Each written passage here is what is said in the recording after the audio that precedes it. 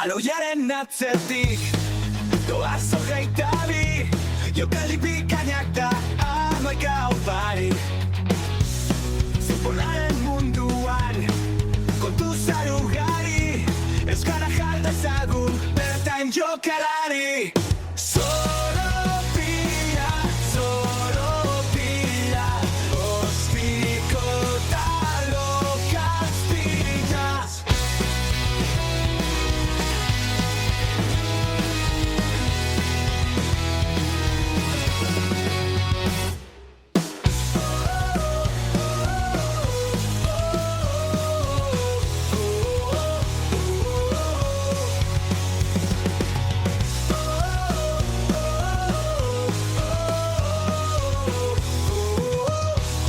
Arratsalde on denoi, hementxe gara beste behin soropilean, ez dakit arratsaldeon, egunon, zer esan, Jose Mari, gaurkoan ekainaren 24 da, San Juan eguna, batzuek lan egingo dute, beste batzuek katxeden hartu, akaso asko ere ajearekin ibiliko dira, San Juan bezpera horretan ospatu ondoren, baina gu hementxe, beti bezala lanean, munduko koparen bigarren jardunaldia amaitu da, eta horixe, errepasatzera gatoz. Jose Mari, kasu honetan, egun on, zer moduz? Egunon, Josu, bai, gaur goizez grabatzen gabiltza. Urte batzuk, badira, ez? San Juanetako bajerik, ez dago loki, akaso? Bueno, ez da ere, baina urteren bat bai. Eta bueno, egia esan ikaragarrizko beroak hemen behintzat, Kantabria Isuri aldean, ez dakit nola zabiltzaten Katalonia aldea, baina egian hau esan, jasan ez zinen, egia esan, Ez naiz oso ondo pasatzen ari. Gaurkoan harrapatu nauzu, gaurkoan Añorgan nago, Ara, Donostian. Baina programa bukatu bezain laizter gaurkoan Katalunia aldera itzultzea tokatzen zaigu, eta hemen beroa egiten duen moduan, ondoren Huesca zapaltzen dudanean, deituko dizut. Bertan 40 gradutik gora espero baitira, baina, bueno, nahiko ohituta nago ni kasu honetan Kataluniako temperaturekin, naiz eta hemengo hezetasuna ere beste maila bateko hezetasuna den. Bai, guk bai beharreko ditugula hidratazio pausak, akaso beste partidotan ikusten direnak baino gehiago, baina tira. Ez da normala, baina, bueno, pentsatu nahi dut, egun gutxitako kontua izango dela, ezta? Hori espero nahiko nuke, esan bezala ni banoa, gaurkoan banoa Euskal Herretik, ezin dut gehiago bero honekin, baina ni bezalaxe, munduko kopatik joan diren taldeak ere, dagoeneko baditu, Jose Mari, bigarren jardunaldia amaitu da, eta talde batzuk dagoeneko kanporaturik geratu dira. Errepasatu ditzakegu labur-labur, baina talde Mhm. indartsuak dira, Alde batetik Haiti, C taldean kanpoan geratu da, F taldean entrenatzailea aldatu zuten arren Tunisia ere kanpoan geratu da, bigarren jardunaldi honetan 4 eta huts galdu zuen Hervé Renard teknikoaren eta entrenatzailearen taldeak. J taldean multzoan Jordaniare kanpoan geratu da. L taldean oraintxe bertan duela ordu batzuk bukatu den partidaren ondoren Panama ere kanpoan geratu da. Eta D taldean ziur aski hau da ezustekorik handiena, naiz eta nik abisetu nizun, Jose Mari, bularrotz galantak direla, Turkia kanporatuta. Bai, ez usteko handiena kaso hori da, ez? Egia da, beti azkenean, gero egiaren momentuan, ba, izkutatu egiten den talde bat dela, baina berez zerbait garrantzitsua egitera deitua zegoen taldea, eta oso era, bueno, ez dakit.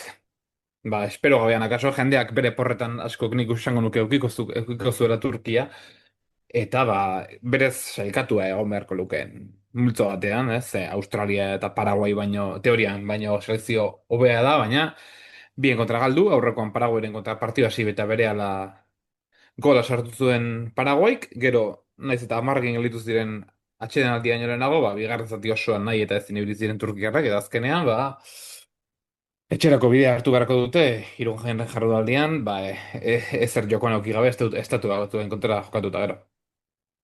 Horrelaxe, ibili da Vincenzo Montelaren taldea munduko txapelketa honetan, nire ustez ere, aipatu duzuna da, larriena, ez lehen multzo honetan edo lehen fase honetan kanpoan geratzea, baizik eta kanpoan geratzea zuen multzoarekin. Estatu Batuak, Australia eta Paraguay arerio bezala izan da, badakigu munduko kopa honetan hirugarren postuan geratzen diren talde asko ere, ba, final hamaseineretara pasako direla, hor kolaberajaren arabera ba, pasa zaitezke, baina asko dira pasako diren taldeak, eta Paraguay Mhm. bezalako talde baten aurka ere bat eta huts galdu zuen Turkiak, beraz, merezita geratu da kanpoan talde turkiarra, eta guk, kasu honetan, gaurko programan ere, aurrekoan egin genuen bezalaxe, Jose Mari, hiru eskakizun egingo dizkizut, alde batetik ezustekoa, bigarren puntu batean atxekabatu zaituen taldea, eta hirugarren bat, ba, bigarren jardunaldi honetako momentu bat eskatuko nizuke. Beraz,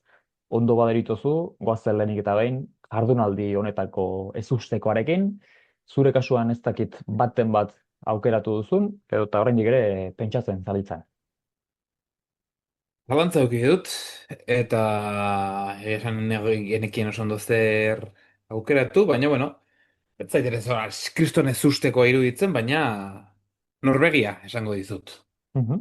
Bi partida pasa dira, biak irabazti ditu, egia da, lehenengoan, Irak zela aurkaria, baina, bueno, Norvegia goratu behar dugu, 98 ez dela mundial batean agertzen, nahiko multzo zaila tokatu zio, Irak, Senegal eta Bai. Frantziarekin, munduko multzoko lideratza Frantziarekin jokatuko du. Azken jardunaldian, biak 6 punturekin daude, baina, bueno, lehengoan Senegali ondo irabazi zion, azkenean 3 eta 2, baina partida ikusita ba, nahiko nagusi izan zen Norvegia, bi partidetan 7 gol sartu ditu, bueno, egia da ere jalan aukitzeak laguntzen duela, sekulako horreari puskada eta partidak pasa eta erakusten du. Baina, bueno, azkenian hainbeste urte eta gero munduko txapelketa bat jokatu gabe, eta, bueno, ba, horrelako sendotasunekin agertzeak, ba, harritu nau, eta egia esan gogoz ikusiko dut azken jardunaldiko partida hori Frantziaren kontra, ze, akaso, Dechampsenak ez dira multzoko lider, ikusi beharko da, baina nire ustez, bai, Norvegia, jardunaldi hontako ez usteko. Mhm.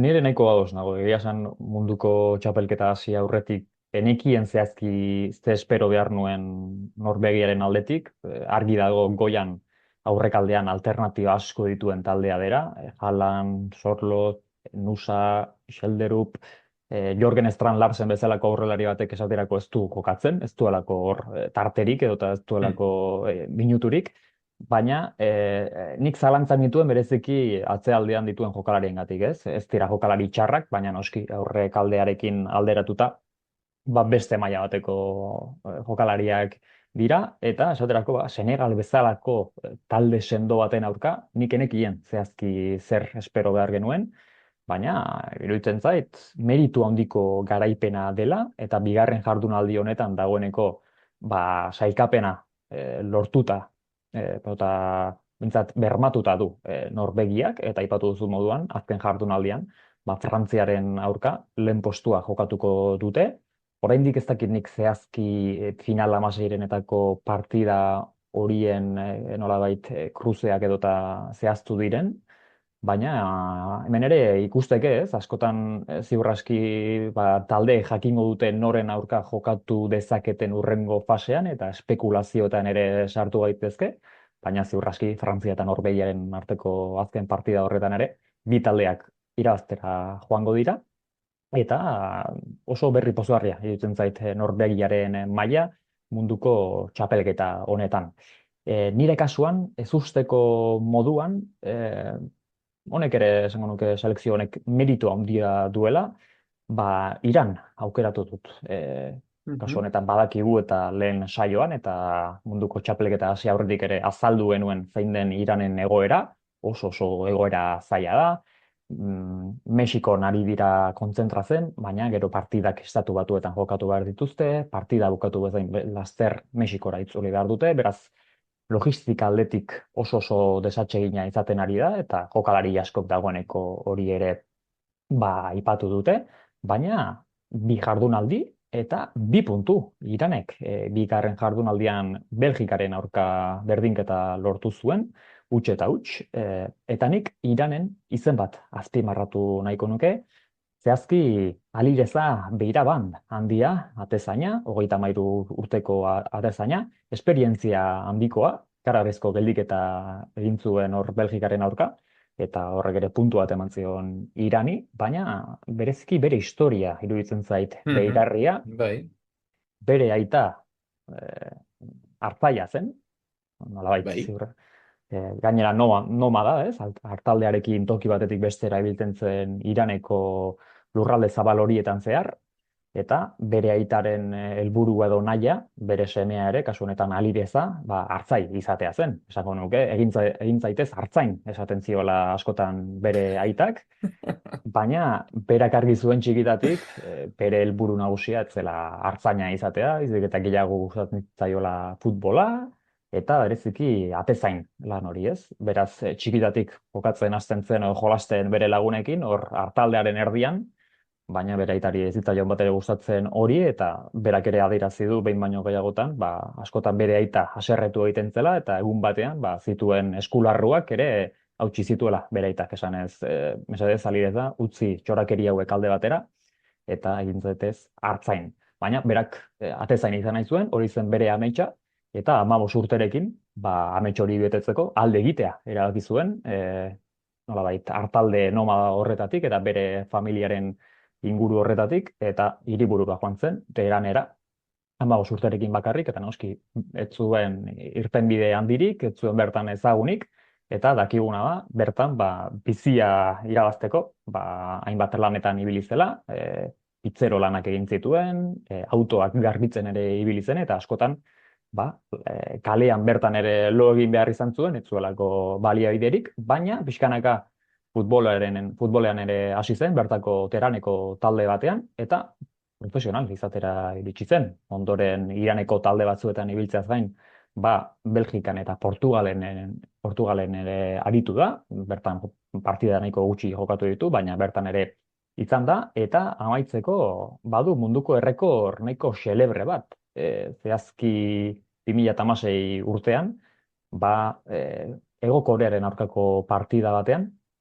Bai. baloi askuetan zuen, luze bidali zuen eskuekin, eta guztira 61,26 metro egin zituen baloiak, beraz, eskuz egindako sake batean, egindako distantziarik handiena da, eta besteak beste diote, honen arrazoi nagusietako bat dela, berak txikitan Iraneko jolas tipiko batean, tipiko batean jolasten zuelako zela, ez dakit zehazki izena zein den, baina harri jautik eta antzeko bat da, jolas hau, Iranen, eta bertan ere entrenatzen aritu zen txikitan, eta honek ere balio izan dio, gaur egungo bere ateizan lanerako, beraz hortxe, Iranen puntua, eta Alireza Beiraban den ibilbidea. Bai, zehoz ere nik jarraitu dut bere historia, egun hauetan famatu egin delako.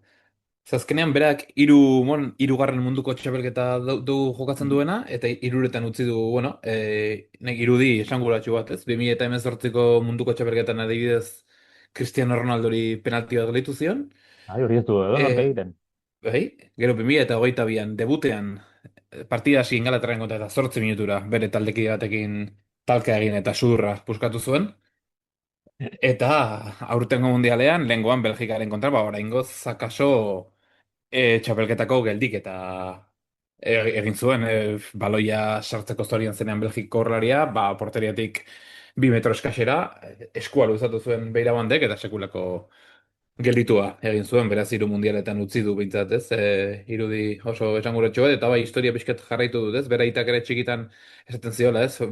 Mutilak futbolari izan nahi zuela esaten ziona, aitak ere esaten ziola hori ez dela lan bat, jolas bat besterik ez zela, eta baina, berak azkenean hori, familietik pixkati esagin da, ametsa betetzea lortu zuen. Eta jokoarena esan didazu, Daltaran izeneko joko bat omen da. Harriena, ez dakit oso ondo auskera, baina hori da Iranen harriak botatzen egiten duten joko hori. Hortxe, Daltaran jokua, entrenatzaile euskaldunen bat, edo jokalari euskaldunen bat badugu Iran aldetik akaso noizbait entrevista bat edo elkarrizketa bat egiteko aukera izango dugu. eta nor daki, blok batean ere harri jaurtiketa hori probatu dezakegu. Orain lehen aukeraketa hau alde batera utzita, bigarren aukeraketan atxekabea sorrarazi dizun talde bat eskatu behar dizut, Josemari, bigarren jardunaldi honetan, ez dakit, zein den zure aukeraketa. Bueno, saioaren hasieran aipatu dugu bizkat Turkiarren, bueno, Turkiarren, Turkiarren txabalketa txarrau, baina, bueno, agian, akaso zuk Turkiarrak aukeratu dituzu, ni Turkiarrak ez aukeratzeatik, Hego Amerikara joan naiz, Bai, akaso berdina aukeratu dugu, eh? akaso bai, atletikeko entrenatzaile bat, eta bai, Uruguairekin geldituko naiz. Nik beste bat aukeratu dut. Kasu, bale. Uruguai, bai. Bina berdindu zuen Kurazaoren kontra, oso itxure txarra emanez, lehenengo partidan ere, Kurazao barkatu Cabo Verderen kontra, Mhm. Cabo Verdeak, esan behar da, sekulako meritua duela, egia da. Munduko koparen historian lehenengo aldiz jokatu du talde batek jarraian bi txapeldunen kontra, eta bien kontra ez galtzea lortu du, bietan berdinketa lortu du Cabo Verdek, beraz beraiei meritua ere bai. Bai. Baina, bueno, bakigu Espainia eta Uruguai munduko txapeldunak izandakoak direla. Baina bai, lehen jardunaldian Saudi Arabiaren kontra oso berdinketa eskaxa lortu zuten, Mhm. eta aste honetan ere Cabo Verderen kontra, bina, baina berez Cabo Verde, bueno, talde nahiko ahula da, horren naiz eta 2 puntu lortu dituen, meriturik ez zaik gendu behar, baina Uruguaik 2022an lehen fasean ja kanpoan gelditzetik dator, zerbait gehiago espero zen Marcelo Bielsaren taldea, ez da kategori bateko taldea, baina hala ere horrelako multzo batean berez aixe pasa beharko lukete, eta ikusi beharko da. Lortzen duten pasatzea zen azken jardunaldian Espainiaren kontra daukate, eta Espainiak ziurtatu nahiko du lehen postu hori, beraz, Uruguai aukera askorekin kanpoan gelditzeko, eta berez, eluke, ala izan beharko teorian. Mhm. Aukerak eta oso ona iruditzen zait. Nik ere zertxo bait gehiago espero nuen Marcelo Bielsaren taldearen gan. Egia da, azken urteetan figura esente galdu dituela Uruguaik eta orain ez duela lider zehatzik, zelai erdian, bai Fede Valverde du, baina kritika asko jaso ditu Fede Valverdek ere, akaso ez duelako Uruguaiko kapitaina izateko, ez dakit, eh, perfil hori edota oso borrokalaria izan ohi da zelaia, baina ez duela nolabait kapitain perfil hori. Eta okerrez banago hemen azken jardunaldian Espainiaren aurka galduz gero Uruguai kanpoan Mhm. geratuko da, 2 punturekin, bai Lurmutur Berdearen eta Saudi Arabiaren arteko partida horretan, bietako batek ere puntuak pilatuko dituelako, eta 2 punturekin eta golaberaje negatiboarekin hirugarren postuan geratzen badira ere, hor ia ezinezkoa izango da hurrengo fasera pasatzea, beraz, bueno, azken jardunaldi honetan Uruguai eta Espainiaren arteko partida hau bereziki interesgarria izango da. Ni ere Mhm. Hego Amerikako talde batekin geratu naiz, munduko txapelketa hasi aurretik nik esango nuke underdog edo eta favorito ez diren taldeen artean hau aukeratu nuela esanez nahiko urrun iritsi zitezkeela, ziur aski final laurdenak edo eta nortaki zertxo bait gehiago, baina lehen bi jardunaldietan puntu bakarra lortu du, eta ziur aski kanpoan geratuko da, kasu honetan nire taldea Ekuador da. Lehen Bai. jardunaldian Mm. Bolikostaren aurka, bere aurkari zuzenaren aurka multzo honetan bat eta huts galdu zuen. Hor porrot mingarria dela esango nuke, baina bigarren jardunaldian Kurasaoren aurka bai ala bai irabazi behar zuen gutxienez hirugarren postua ziurtatzeko, eta Kurasaoren aurka, hau harrigarria da, huts eta huts berdindu zuen. Atezainak protagonista izaten ari dira, bereziki selekzio apaletan edo txikiagoetan, kasu honetan Ekuadorren aurka ere Eloi Rum atezainak ikaragarrizko partida egin zuen eta 15 geldiketa egin zituen.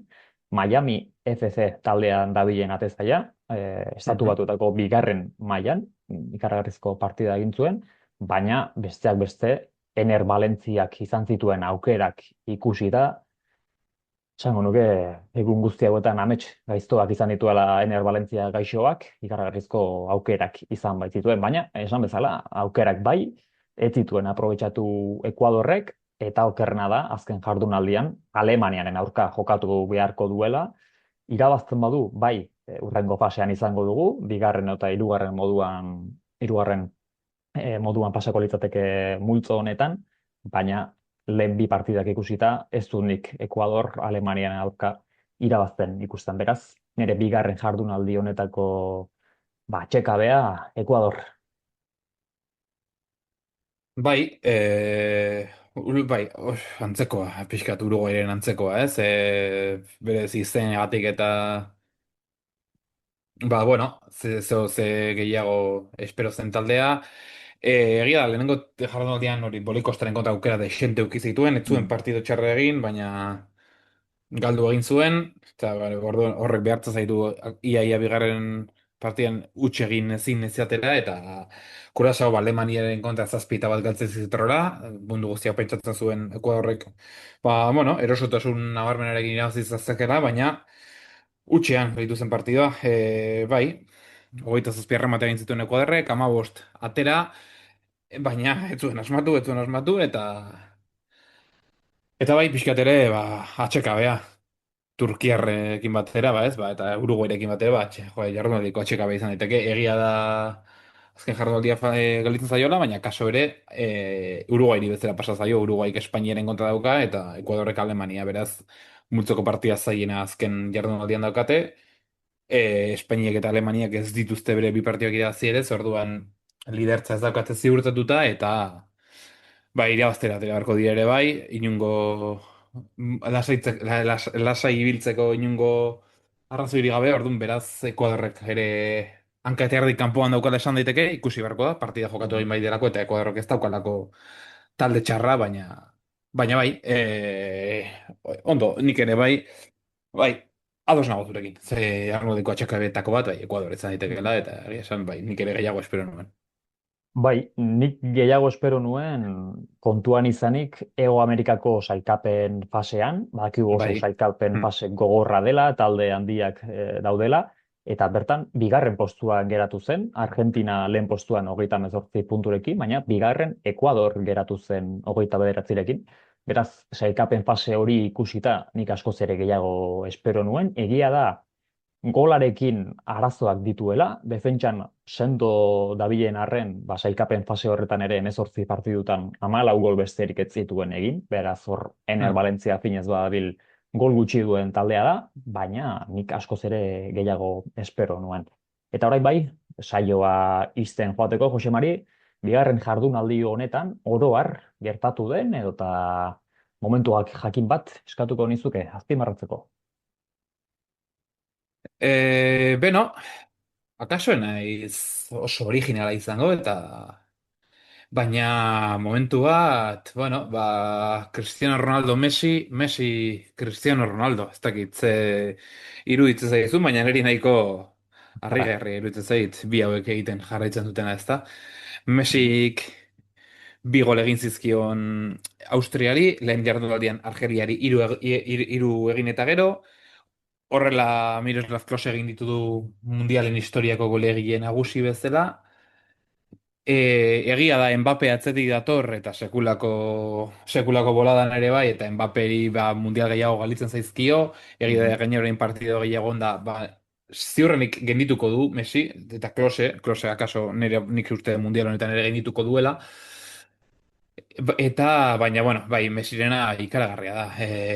Ez naiz, ez dut gehiegi jarraitzen MLS-a, ez dakit, zuk ere imaginatzen dut ere, ez, Euskalo, zuzendu nazazu, Ez, oker balima nago, ez. nik Gipuzkoako regional maila gehiago jarraitzen dut, egia esan. Bai, horregatik, orrun ez dakit, ze patxanga mota jokatzen dituenan, ze partida egiten dut, bai, laburpenak eta ikusten sekulako golak ere sartzen ditu, baina, bueno, hor iritsi da mundialera, jendeak akaso ez zuen gehiegi espero, azken mundiala irabazi eta gero, bueno, presio ekstra hori ez dauka bere gainean, eta, baina, bueno, horra gertu da, bi partidetan 5 gol, tipoak sekulako maila dauka, Bai. hori uka ezina da.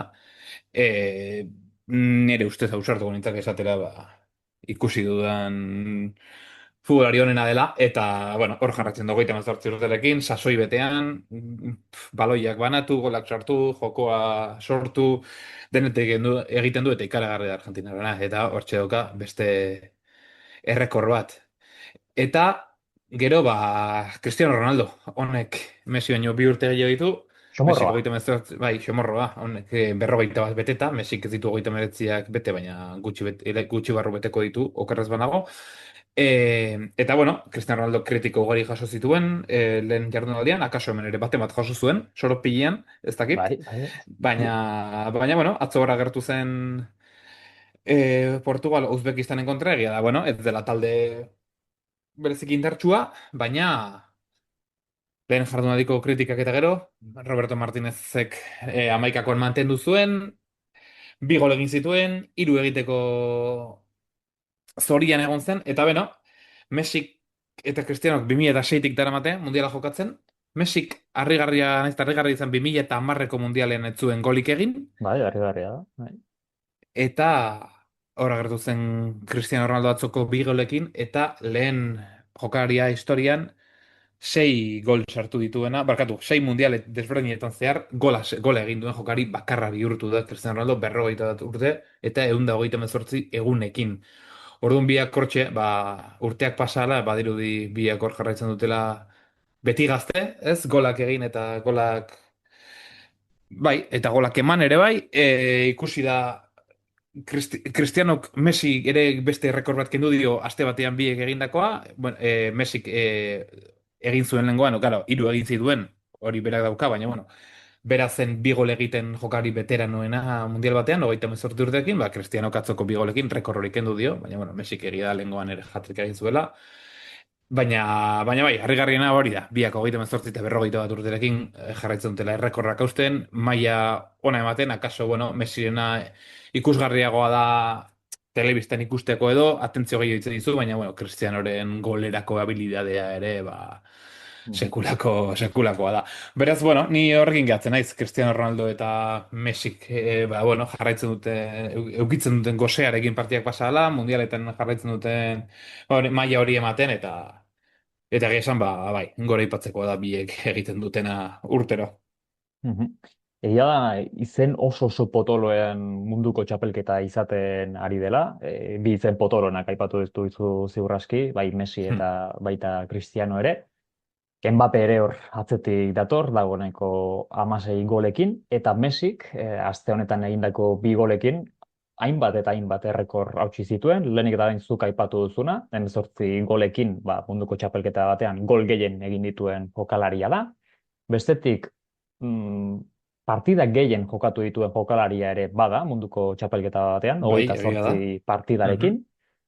Partida gehien irabazi dituen jokalaria, 18 partida irabazi baititu munduko txapelketa batean, eta azken partidan jokatutako minutuekin ere, minutu gehien jokatu dituen jokalaria da, 2489 minuturekin, beraz, Bai. aste honetan errekor asko hautsi dira, baina esango nuke, oraindik ere, errekor gehiago hautsiko direla munduko txapelketa honetan, eta bereziki bisomorro hauekin, denetarik espero dezakegula, dena ikusi dugula pentsatzen dugunean, berriz ere errekor berriak hausteko prest daudelako. Nire kasuan, beste zerbait aukeratu dut momentu bezala, lehen jardunaldiaren ere pixka bat ikusi genuen, gauza orokorrago bat aukeratu dut, baina niri nahiko deigarria iruditu zait. Munduko txapelketa hasi aurretik ere aipatu genuen sarreren prezioa erokeri bat zela, Bai. ehundaka eta milaka euro eskatzen dira partida askotan, partida guztietan ez esateagatik, kasu batzuetan, finalerdietanako edo eta finalerako sarrerak ere dagoeneko salgai aurki daitezke, ehundaka milaka eurotan, kasu batzuetan milioi bat euro ere eskatzen direla ikusi dut, baina hori dena esan da, niri harrigarria iruditzen zaidana da, lehen bi jardunaldi hauetan, oro har, armaiak duen itxura, oso estadio handiak dira, askotan Amerikako futbola ikusteko estadioak, egitura aldetik ere hori ikusi daiteke, baina niri deigarria iruditu zait, kasu honetan alde positiboa ikusita, armaiek duten itxura hori ez, ia partida guztietan armaiak bete-beteta daude, izan Iran ikusteko eta izan Paraguay ikusteko, hau da, talde xumeagoen partidetan ere itxura oso ona du armaiak, eta hori iruditzen zait bereziki deigarria, kontuan izanik, zein den sarreren prezioa, hemen ez dakit aipatu genuen, baina FIFAk lehen aldiz rebenta egiteko plataforma bat ahalbidetu du, bertan zuk Mhm. sarrera bat lehenagotik erosi baduzu, berriz ere saltzeko aukera duzu, nahi duzun prezioan, eta ofizialki egin dezakezu plataforma horretan, baina hemen noski FIFAk tekin bat ere aterako du, salgai jartzen duen pertsona horri ehuneko hamabosteko interesa kobratzen dio, eta sarrera erosten duen pertsona horri ere ehuneko hamabosteko interesa. Beraz, etenaldiekin, hidratazio etenaldiekin, errebentarekin eta edozarrekin, negozioa egiteko aukera ikusten duen infantinok, baina esan bezala, ni momentu honekin geratzen naiz, momentuz armaiek duten itxura eder honekin, niretzako deigarria da. Bai, egia esan nahiko beteta egoten dira zelaiak, nahiko giro onarekin, eta bueno, ez dakit hala den, baina kaso federazio bakoitzak sarrera batzuk edukiko ditu, bere herria zehar onatzeko, eta kaso prezio hobeagoetan ez dakit hala den, baina baliteke, baina bestera ere, bai, nire herritzen munduko txapelketan ikusten zen, hasieran ikusten zen ze prezio zeuden, eta ze zaila zirudien partia ikustea, baina egia da, armaiak oso itxuren dute da partido oro, eta bai, egia esan, bueno, alde horretatik, baitzak giroa eta kolore armaietan ez da falta, beraz, bueno, hor, akaso jendeak ez zuen espero, baina giro ona dago armaietan, eta, bueno, jarrai dezala horrela behintzat, honek. Lehen jardunaldian egia da polemika txiki bat egon zela horrekin, okrez banago Ego Korea eta Txekiaren arteko partidan hor bai utxune nabarmenak ikusten ziren armailan, baina ondoren FIFAk esan zuen 57.000 pertsonarako edukiera bazuen estadio horrek, 56.000 pertsona zeudela, telebistako planoa ikusita ez zirudien hori posible Hmm. zenik, hor polemika txiki bat egon zen, baina partida hartatik haratago ikusi daitekena, armaia guztiak bete-beteta daudela, eta armaia aipatuta, gaurko saioa izteko, ez dakit, zer moduan munduko txapelketako porra hori, Jose Mari, ea bigarren jardunaldi honetan zertxo bait hobetu den zure amaikakoa, edota patxal-patxal gozen. Bai, bueno, esan berro, armaien kontuekin bukatzeko, egia da, bigarren zatiak hasten dire makoitzean nahiko utxik ikusten direla armaiak, hasieran, hor Bai. egia da jendeari tortilla pintxo eta luzatu egiten zaiola, baina, Bai, baina, arrazoi. bai, horrez gain nahiko nahiko itxurera ona dakate, beraz, bueno, horrekin geldituko gara. Eta armaiako kinilari dagokionez, bueno, ez nago oso pozik nire paperarekin, enabil bereziki ondo, baina bueno, jarraitu beharko da. Lanean, bigarren jardunaldiaren dikan, ez? Mundialak finalean irabazten dira, ez bigarren jardunaldian. Bai, arrazoi. Egia da, ez dute, espero dela ez Turkiaren bide erreina egitea, baina oraingoz bai, nik Turkia banuen, orduan hor puntu gari kendu dizkit, Ekuadorrek Bai. ere bai, baina bueno, behintzat jokariekin esango nuke zeo ze asmatzen ari zela, Oyarzabal, Mbappé, Lamine Yamal, Cristiano Ronaldo, Zubimendirekin ez dut asmatu, baina bueno, ikusi beharko da, esan dutena. Mundialak, finalean irabazten dira, eta ez bigarren jardunaldian. Horrekin galitzen naiz. Bai, nik arazo txiki bat ikusten dut, multzoetan dagoeneko talde hauek eta jokalari hauek kanpoan geratzen badira, ondoren puntuak lortzeko komeriak izango ditu, Jose Mari. Hori da gauza. Nire kasuan egia da Uzbekistanen aldeko apustuak garesti atera zaidala, atzo ere porrot galanta Kanavaroren taldeak, baina, bueno, bigarren jardunaldi honetan puntu gehiago pilatzeko aukera izan dut, eta hemen bai, zuk diozun moduan, fase garrantzitsuena hirugarren jardunaldia amaitu ostean dator, kanporaketekin hasiko gara final hamaseirenetan, eta ea, zer gertatzen den hirugarren jardunaldi horretan, nik bereziki, kruze horiek ikusteko gogoz nagoelako, final hamaseirenetan ea kanporaketak nola geratzen diren, baina hori baino lehenago, hirugarren jardunaldia izango dugu, eta hirugarren jardunaldian gertaturiko gauza honenak errepasatzeko ere, hementxe izango gara, soropilian, beti bezala. Bai, gaur hasiko da hirugarren jardunaldia, gaueko bederatzietan, hirugarren jardunaldia izanik multzoko partidak ordu berdinak jokatuko dira. gaur Bosnia, Katar eta Suitza, Kanada, Lopetegiren azken aukera, hirugarren postu bertara iritsi ahal izateko, egia da golaberaxa nahiko kontra duela, baina, bueno, irabaziz gero 4 puntu ukiko lituzke. Bai. Eta bestea, Suitza, Kanada, biak 4 punturekin, biak sailkatuta, ez dakitzea espero duzun, akaso munduko txapelketa honetako lehen biskotoa, edo irabaztera joango dira Suitzarrak lehen postua lortzeko. Nik esango nuke hemen biskotuaren aldeko apustua egingo dutela. Ez dakite, ondoren ikusiko dugu, eta talde bat indartsuago sentitzen bada ziur aski irabaztera joango da, baina esango nuke biek sailkapena lortu nahi dutela bai ala bai, eta horrekin konformatuko direla, beraz, lehen biskotoa espero dut, eta Julen Lopetegiren Katarrek, bigarren jardunaldian izandako zaplasteko galant horri nola erantzuten dion, 6-0 Kanadaren aurka, nik lehen jardunaldian ez usteko bezala ezarri nuen Katar, bigarren jardunaldi honetan aldiz, gauzak ez dira bereziki ondo atera, baina oraindik ere sailkatzeko aukerekin. Bai, ikusi beharko da. Aukera ditu, 4 punturekin nik uste sailkatzeko aukera asko dituela talde gehieneko dituzte, ze gogoratzen dugu, 12 taldetatik 8 hirugarren pasatzen dira, asko dira, beraz, bueno. Arne egon barko gara, hirugarren jardunaldi honetan, gogoratzen dut hori, multzoko partidak beti ordu berdina izango dira, eta egia esan oso hirugarren jardunaldi interesgarria espero dut, eta egia esan zalantza asko, multzo askotan, beraz, hori datorren astean komentatuko ditugu partida hauek, eta ea ze talde eukiko ditugu final 16-etan. Mentxe, izango gara partida horiek errepasatzeko, gaurkoa beti bezala Jose Mari plazer bat izan da, goiz, ez dakit, hobeto ala okerrago funtzionatzen duen gure buruak, baina saio hau ere egin dugu, eta hurrengo astean elkartuko gara berriz ere. Beraz, eskerrik asko zure denboragatik, eta izan untxa.